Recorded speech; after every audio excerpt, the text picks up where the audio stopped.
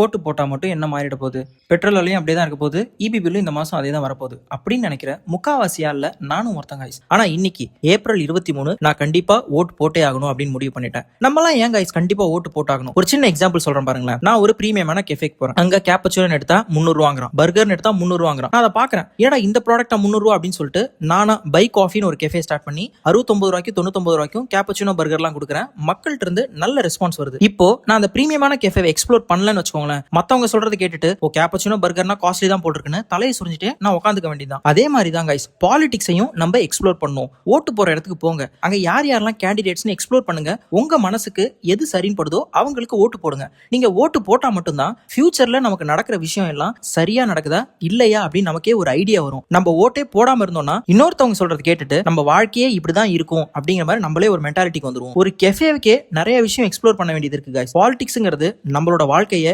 நேரடியாகவும் மறைமுகமாகவும் இன்ஃப்ளூயன்ஸ் பண்ணக்கூடிய விஷயம். இந்த விஷயத்துல கண்டிப்பா எக்ஸ்ப்ளோர் பண்ணுங்க. உங்களோட எக்ஸ்ப்ளோரேஷனை இந்த ஓட்டிங்ல இருந்து ஸ்டார்ட் பண்ணுங்க. Anna Nagar by coffee cafe சார்பா நான் உங்க எல்லாரையும் ஓட் பண்றதுக்கு ரெக்வஸ்ட் பண்ணிக்கிறேன். Choose to vote, choose by coffee.